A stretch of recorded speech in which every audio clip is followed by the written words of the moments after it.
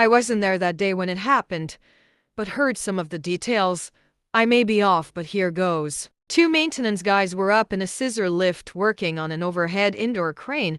Someone on the floor grabbed the remote for the other crane and started to move it. One maintenance guy yelled duck and ducked.